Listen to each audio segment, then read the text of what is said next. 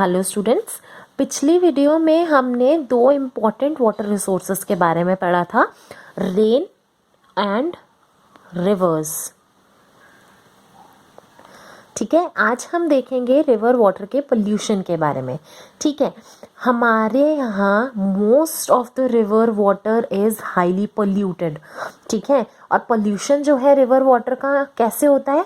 It is caused by dumping of untreated sewage, मतलब जो भी गंदा पानी है वो डायरेक्टली वाटर बॉडी में डाल दिया जाता है या फिर इंडस्ट्रियल वेस्ट का डंप होने की वजह से। ठीक है, फॉर एग्जाम्पल अगर मैं रिवर गंगा की बात करूं, which flows over 2500 kilometres from Gangotri in Himalayas to Ganga Sagar in Bay of Bengal, right? It is being turned into a dirty water drain. किस वजह से? अनट्रीटेड सीवेज और इंडस्ट्रियल वेस्ट के डिस्चार्ज की वजह से, जो कि हंड्रेड्स ऑफ टाउन्स और सिटीज़ में से आ रहा है, जो कि इसके रास्ते में पड़ती हैं। ठीक है, in addition to sewage and industrial waste, pollution of river Ganga is also caused by human activities. कई सारी ह्यूमन एक्टिविटीज़ जैसे कि बेदिंग, लोग नहाते हैं पानी में, वॉशिंग ऑफ क्लोथ्स, अपने कपड़े धोते हैं। ठीक है, और इमर्शन ऑफ एशेज। आपको भी पता है जब कोई मर जाता है तो उसकी अस्थियां बहाई जाती हैं पानी में। And dumping of unburned corpses, unburned corpses का डंप करना पानी में, ये सब भी कहीं ना कहीं पोल्यूशन का कॉज है। ठीक है, इंडस्ट्रीज भी अपने केमिकल एफ्लुएंस डायरेक्टली वाटर में ही डिस्चार्ज कर देती है, ठीक, इनटू द रिवर वाटर। ये जो केमिकल एफ्लुएंस है ये टॉक्सिक भी हो सकते हैं, जिसकी वजह से कई सारी fish in many parts of the river मर जाती हैं, दे आर किल्ड। ठीक है, सो कंटामिनेशन अगर किसी वाटर बॉडी में है तो हमें पता कैसे चलेगा? ठीक है, तो उसके दो तरीके होते हैं, दो फैक्टर्स होते हैं जिसके थ्रू ये पता लगाया जा सकता है कि वाटर पोल्यूटेड है, वाटर बॉडी पोल्यूटेड है या नहीं। तो सबसे पहला होता है प्रेजेंस ऑफ कोलिफॉर्म्स। कोलिफॉर्म एक बैक्टीरिया का ग्रुप है। ठीक है, it is a group of bacteria जो कि ह्यूमन इंटेस्टाइन में मिलता है। ठीक है, हमारी आंतों में मिलता है। इसकी प्रेजेंस अगर पानी में है तो वो इंडिकेट करती है कि disease causing microorganisms are present in water, जो कि बीमारियां कॉज करेंगे। ठीक है, कोलिफॉर्म खुद तो हार्मलेस है, लेकिन उसकी प्रेजेंस ये इंडिकेट करती है कि कोई और हार्मफुल माइक्रो ऑर्गेनिज्म या इंटेस्टिनल बैक्टीरिया प्रेजेंट हो सकता है। ठीक है, दूसरा फैक्टर होता है पीएच। हम वाटर, रिवर वाटर का पीएच मेजर कर सकते हैं। ये यूजुअली एक यूनिवर्सल पेपर होता है, पीएच पेपर, उससे किया जाता है। ठीक है, अगर वाटर का पीएच इज लेस देन 7, ठीक है, तो रिवर वाटर एसिडिक होगा, इसका मतलब पोल्यूटेड होगा। एक multi crore Ganga action plan, कौन सा? गंगा एक्शन प्लान, इसको गैप भी कहा जाता है शॉर्ट में। ये लॉन्च हुआ था 1985 में टू क्लीन रिवर गंगा और उसके वाटर को पोल्यूशन फ्री बनाने के लिए। ठीक है, ये क्लियर हो गया आपको? अच्छा, हमने दो सोर्सेज पढ़े, रेन और रिवर्स। अब हम पढ़ेंगे एक थर्ड इंपॉर्टेंट रिसोर्स के बारे में, वेल्स एंड ट्यूब वेल्स। इनको बोरवेल्स भी कहते हैं। Some of the rain water जो कि फॉल करता है अर्थ पर, it seeps through the soil and goes down under the surface of earth. ठीक है, तो जिसको हम अंडरग्राउंड वाटर भी कहते हैं। सो ये वाटर बेसिकली जाएगा और कुछ हार्ड रॉक्स जो है वो उसको रोक देते हैं और वहां पर वो कलेक्ट हो जाता है। ये अंडरग्राउंड वाटर को यूज किया जा सकता है कैसे? By digging a well into the ground. तो इसको हम कहेंगे क्या? वेल वाटर, ठीक है। मोस्टली विलेजेस में ये वेल्स देखने को मिल जाते हैं। अब डीप ट्यूब वेल्स या बोरवेल्स, इनको भी डग किया जाता है, लेकिन ये ऑर्डिनरी वेल्स से और ज़्यादा डीप होते हैं, ठीक है। और इनके वाटर को निकालने के लिए वाटर पंप्स का यूज़ किया जाता है, ठीक है। ये क्लियर हो गया। इस पानी को यूज़ किया जाता है इरिगेशन पर्पसेस के लिए और ड्रिंकिंग पर्पसेस के लिए, क्रॉप्स के इरिगेशन के लिए या फिर ड्रिंकिंग पर्पसेस के लिए। ये क्लियर हो गया। अच्छा, लेकिन अगर हम डीप ट्यूबवेल्स से बहुत सारा पानी पंप आउट कर लेंगे तो इसकी वजह से जो वाटर टेबल है, वाटर टेबल मतलब लेवल ऑफ वाटर जो कि अर्थ सरफेस के below the earth surface present है, ठीक है, वो बहुत कम हो जाएगा। जितना ज़्यादा पानी हम पंप आउट करेंगे ट्यूबवेल से, उतना ज़्यादा पानी का लेवल कम होता जाएगा ग्राउंड अंडरग्राउंड वाला, ठीक है। इसकी वजह से जो अवेलेबल अंडरग्राउंड वाटर है वो कम हो गया। अब in order to maintain water table को मेंटेन करना बहुत ज़रूरी है एक प्रॉपर डेप्थ में, तो बहुत ज़रूरी है कि हम बेटर पर्कुलेशन करवा पाए वाटर का सॉइल में, रेन वाटर का। तो बेटर पर्कुलेशन इसके लिए ज़रूरी है। इसके लिए एक टेक्निक, एक स्कीम रिकमेंड की जाती है जिसको कहते हैं रेन वाटर हार्वेस्टिंग, ठीक है। ये स्कीम ताकि ये रेन वाटर को स्टॉप करे फ्लो करने से और उसको सॉइल के अंदर पर्कुलेट करा सके मोर एफिशिएंटली। तो अब हम रेन वाटर हार्वेस्टिंग और इसको करते कैसे हैं इसके बारे में थोड़ा सा डिटेल में पढ़ेंगे। जो रूरल एरियाज के लोग होते हैं, बेसिकली जो विलेजेस के लोग, विलेजर्स होते हैं, उनके पास they have used various water collecting methods ताकि वो रेन वाटर, ज़्यादा से ज़्यादा रेन वाटर को कैप्चर कर सकें जो कि लैंड पर गिरा है, ठीक है। तो जो वो मेथड्स कुछ यूज़ करते थे वो क्या क्या है? सबसे पहला डिगिंग स्मॉल पिट्स और लेक्स, ठीक है, यूज़ करते आ रहे हैं वो बहुत टाइम से। डिगिंग स्मॉल पिट्स, छोटे छोटे गड्ढे या फिर लेक्स को डिग करके। दूसरा तरीका क्या है? बिल्डिंग स्मॉल अर्दन डैम्स, जिनको एम्बैंकमेंट्स भी कहा जाता है। एम्बैंकमेंट्स, ठीक है। अगर आप किसी टूम्ब जाएंगे तो आप वहाँ देखेंगे कि इस तरह के एम्बैंकमेंट्स काफ़ी मिलते हैं। वो लोग पहले अपने जो महल होते थे, उनके राजसी महल, उसमें भी बनाया करते थे, ठीक है। नेक्स्ट है कंस्ट्रक्शन ऑफ डाइक्स।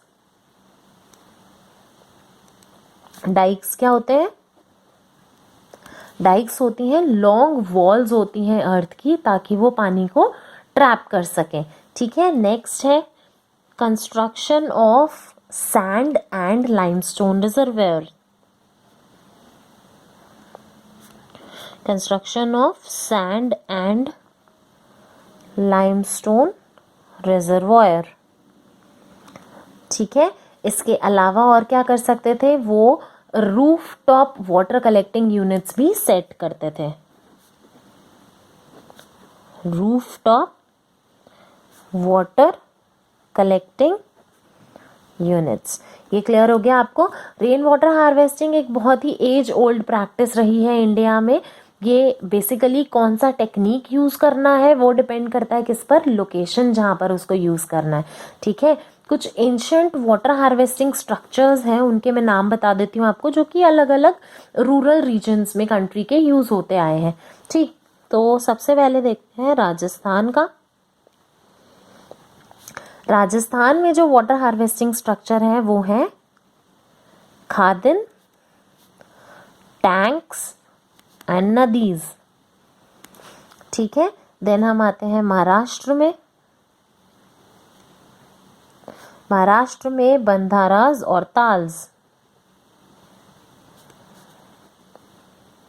ठीक है।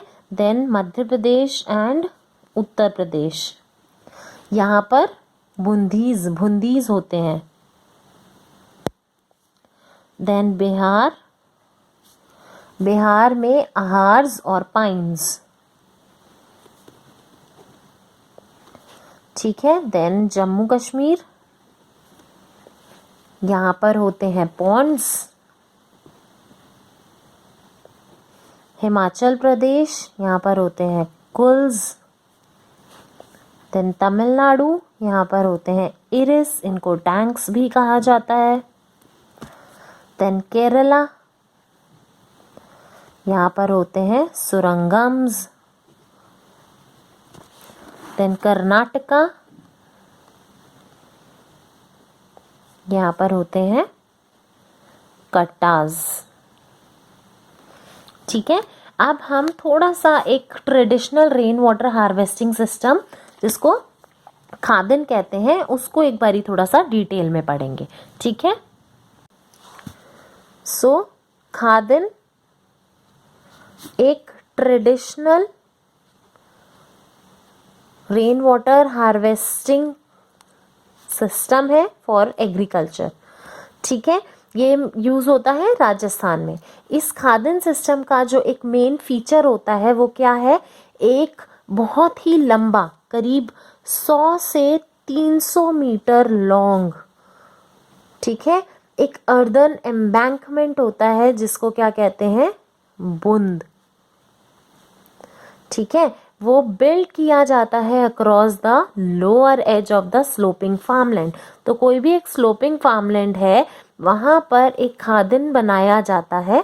ठीक है, एक बुंद बनाया जाता है। द रेन वाटर जो कैचमेंट एरियाज हैं वहां से पानी जाएगा, it flows down the slopes और वो यहाँ बुंद पर आकर रुक जाता है ताकि एक रिजर्वॉयर बन जाए।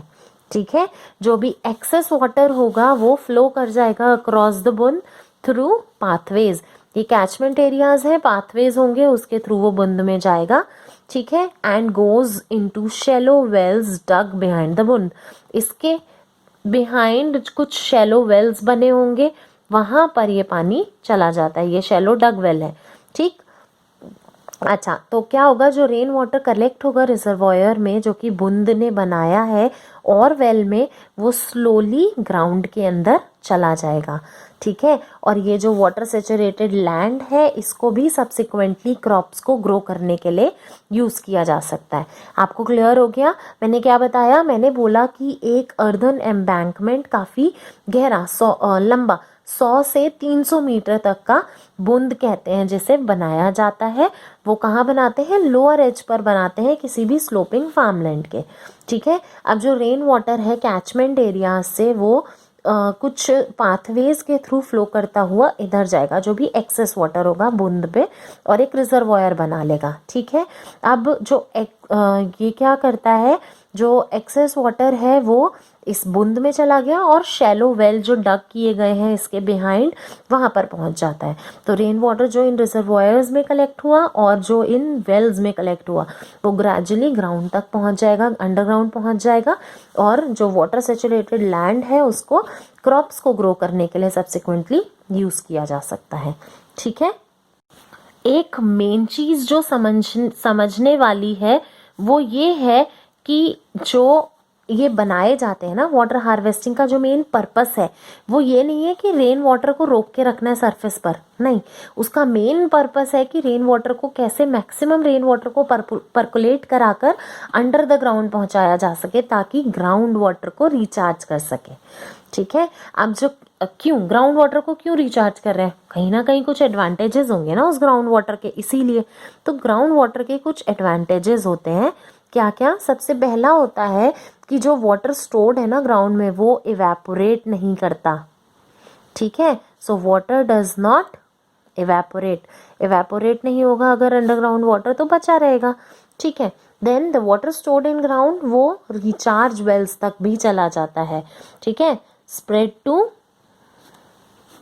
Recharge well. अब क्या होगा, यहाँ से पानी जो है वो क्रॉप्स जगह तक जाता है, तो क्रॉप्स तक पहुंचता है तो it provides moisture for crops over a wide area. ठीक, देन नेक्स्ट क्या है, ये ब्रीडिंग ग्राउंड्स नहीं बनता for mosquito, so it does not promote mosquito breeding. तो कोई डिजीजेस के चांसेस नहीं है। अगर आप कहीं और स्टेगनेंट वाटर कलेक्टेड देखें, जैसे कि पॉन्ड्स में है या आर्टिफिशियल लेक्स में है, वहाँ मॉस्किटोज आने लगते हैं, डिजीजेस के चांसेस बढ़ जाते हैं। ठीक है, नेक्स्ट है ह्यूमन एक्टिविटीज की वजह से या एनिमल वेस्ट की वजह से कंटैमिनेशन नहीं होगा, so it is not contaminated. और कोई चांसेस भी नहीं है ह्यूमन या एनिमल एक्टिविटीज़ की वजह से कंटामिनेशन के, ठीक है। और इसको लोकल पॉपुलेशन के लिए बेनिफिट के लिए भी यूज़ किया जा सकता है, ठीक है। ये क्लियर हो गया है आपको कुछ पॉइंट्स। ये कुछ एडवांटेजेस हैं जो कि ग्राउंड वाटर में, मतलब वाटर को ग्राउंड में स्टोर करने के हैं, ठीक। अच्छा, rain water harvesting rural areas में सिर्फ एग्रीकल्चरल प्रोडक्शन बढ़ाने या फार्मर्स की इनकम बढ़ाने के लिए नहीं किया जाता। ये जो सूखा पड़ जाना या बाढ़ आ जाना, इसकी वजह से जो लॉसेस होते हैं ना, इनके जो इफ़ेक्ट्स होते हैं उसको लेस सिवियर करता है, ठीक है। और जो डाउनस्ट्रीम डैम्स और रिजर्वॉयर्स हैं उनकी लाइफ बढ़ाता है। ये क्लियर हो गया आपको। अच्छा, तो हमने रूरल एरियाज़ में देख लिया वाटर हार्वेस्टिंग कैसे करते हैं। अब हम अर्बन एरियाज़ में देखेंगे कि रेन वाटर हार्वेस्टिंग कैसे की जाती है। अच्छा, एक चीज़ आपने नोटिस की होगी, जो विलेज एरियाज़ होते हैं, जो रूरल एरियाज़ होते हैं, उनमें तो काफ़ी ग्राउंड अवेलेबल है ना, जहाँ पर ओपन सॉइल है, तो रेन वाटर होगा तो वो ग्रेजुअली नेचुरली सीप कर सकता है अंडरग्राउंड, ठीक है। और लॉस इन ग्राउंड वाटर इतना ज़्यादा नहीं होता। अगर हो भी रहा है यूसेज उसका तो वो मेकअप हो जाता है, क्यों? क्योंकि एरिया ही इतना ज़्यादा है सॉइल वाला जो कि ईजिली रेन वाटर को सीप करा सकता है, ठीक है। लेकिन अर्बन एरियाज़ में क्या होता है, जो सॉइल एरिया है वो तो बहुत कम जगह पे प्रेजेंट है ना। Most of the ground is covered with buildings, concrete के पेवमेंट्स, मेटल रोड्स, जिसकी वजह से बहुत कम रेन वाटर सीप कर पाता है नेचुरली। तो इसकी वजह से सिटीज़ को ज़्यादा ज़रूरत है। Most of the rain water जो कि सिटीज़ में आता है वो सीधा सीधा डर्टी वाटर ड्रेन्स में चला जाता है और चला जाता है, ठीक। So main rain water harvesting की ज़रूरत कहाँ है? अर्बन एरियाज़ में, सिटी एरियाज़ में, ठीक। अच्छा, तो क्या किया जाता है? Rain water harvesting by making more water percolate in the ground. यहाँ पर किया जाता है जहाँ पर ट्यूबवेल्स हों सप्लाई करने के लिए पानी, ठीक। तो मोस्टली रेन वाटर हार्वेस्टिंग ऐसी जगह पर करना प्रेफर करते हैं जहाँ पर पानी सप्लाई करने के लिए ट्यूबवेल्स प्रेजेंट है। और this is to make sure that tubewells will never go dry. कभी ट्यूबवेल्स सूखा ना पड़े, क्यों? क्योंकि हमने अभी पढ़ा था कि ट्यूबवेल्स जो है वो इरिगेशन के लिए यूज़ करते हैं हम लोग, पानी पहुंचाने के लिए, तो आसपास के एरिया में बहुत इजीली पानी पहुंच सकता है उनसे, ठीक। अच्छा, तो कैसे किया जाता है? Rain water harvesting from open spaces around the buildings in a city is done by constructing percolation pits, ठीक है। तो उसमें क्या होता है पर्कुलेशन पिट्स में, ये कंक्रीट के स्लैब्स हैं और उसमें बीच बीच में होल्स होते हैं,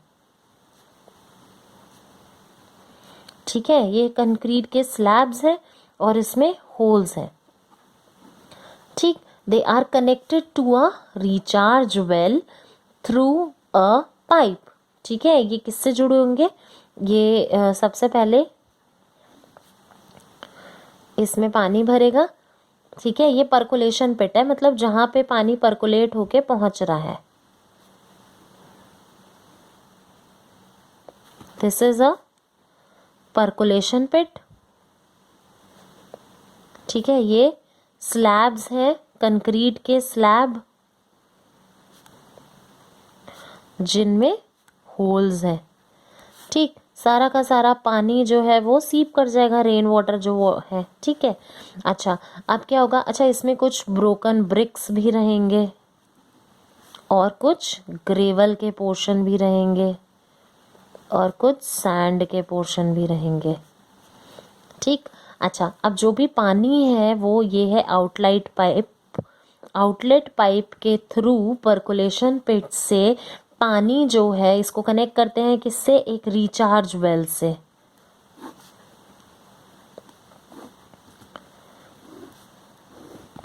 this is a recharge well जो कि अंडरग्राउंड बनाया जाता है। रिचार्ज वेल करीब 1 मीटर डायमीटर का होता है और 3 मीटर्स डीप बनाया जाता है, ठीक है। अब जो रेन वाटर फॉल कर रहा है ओपन स्पेसेस में वो पर्कुलेशन पिट में चला जाता है होल्स के थ्रू, ठीक। अब ये होल्स से after filtration in percolation pit rain water enters the recharge well through the outlet pipe, ठीक। एंड ग्रेजुअली यहाँ नीचे प्रेजेंट होएगी क्या? सॉइल। तो वो सॉइल के अंदर सीप करके अंडरग्राउंड वाटर को रिचार्ज कर देगा, ठीक है। सो बेसिकली द पर्पस है वेल को रिचार्ज करने का वो यही है कि to collect the vast amount of water falling on the ground quickly when it rains. जैसे ही बारिश हुई तो जल्दी से जल्दी जितना भी पानी ग्राउंड पर हुआ है उसको ज़्यादा से ज़्यादा सीप कराया जा सके, कलेक्ट किया जा सके और फिर उसको सॉइल से सीप कराया जा सके। ठीक है। ये ground water can then be taken out through tubewells जब ज़रूरत होगी। सो एडवांटेज क्या है, ये ग्राउंड वाटर की अवेलेबिलिटी को इंक्रीज करता है और वाटर की शॉर्टेज को ओवरकम करता है। रेन वाटर हार्वेस्टिंग के मेन पर्पस, मेन रीजन क्या होगा, क्या increases ground water availability, right, और दूसरा helps in overcoming water shortage. So I hope आपको ये चीज़ क्लियर हो गई है। अगर आपको इस टॉपिक से रिलेटेड कुछ भी इश्यूज़ हैं आप कमेंट बॉक्स में लिखिए, we will try to resolve. Thank you.